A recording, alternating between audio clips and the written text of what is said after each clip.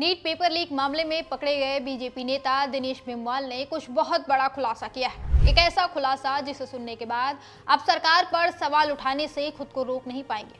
दरअसल दिनेश बिमवाल ने कहा है कि नीट पेपर लीक में बड़े लोगों को बचाया जा रहा है। अब इस बयान के बाद कई तरह के सवाल खड़े हो गए हैं।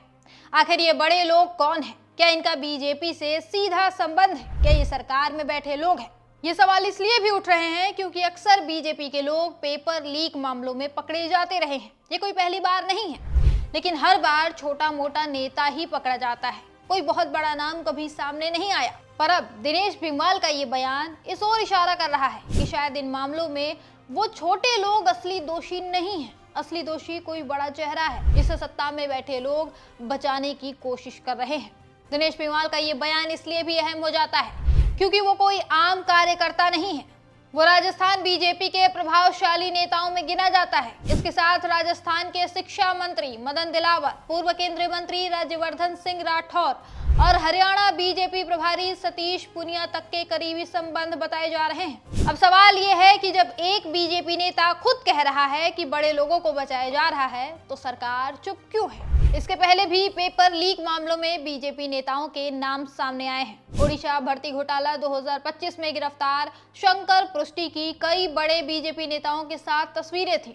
तेलंगाना में एसएससी पेपर लीक 2023 मामले में तेलंगाना बीजेपी अध्यक्ष और सांसद बंदी संजय कुमार गिरफ्तार हुए थे। बाद में केस खारिज हो गया, वो अलग मामला है। इसके पहले यूपी टेट पेपर लीक 2021 मामले में बीजेपी विधायक का भाई राय अनुप प्रसाद गिरफ्तार हुआ था। असम एसआई भर्ती घोटाला 2020 में असम के 2 बीजेपी नेताओं को सीआईडी ने गिरफ्तार किया था। इसका मतलब है कि ये सिलसिला नया नहीं है। अक्सर बीजेपी के नेता पेपर लीक मामलों में पकड़े जाते हैं, लेकिन हर बार छोटी मछली ही हाथ आती है। बड़ी मछली यानी असल गुनहगार हर बार बच निकलता है और इन छोटे मोटे नेताओं को भी कुछ ही समय में जेल से छुट्टी मिल जाती है। कई बार तो इन गुनहगारों को सरकार ऊंचे पद भी दे देती है।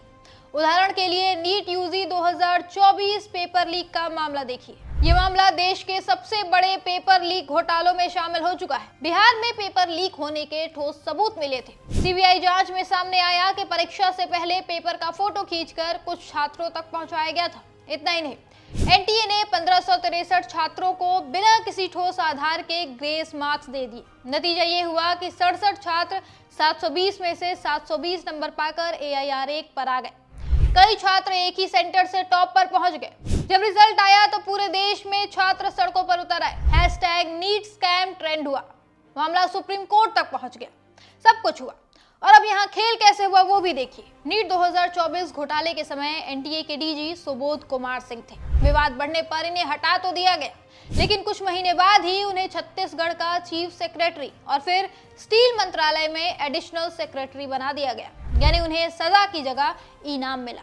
ये सारी चीजें एक ही ओर इशारा कर रही हैं कि इन मामलों में बड़े लोग शामिल थे। उन्हें बचाने के लिए पहले छोटे लोगों को सामने किया गया और फिर इस कुर्बानी के लिए उन्हें बाद में इनाम भी मिला। अब सवाल यही है कि ये बड़े लोग आखिर हैं कौन?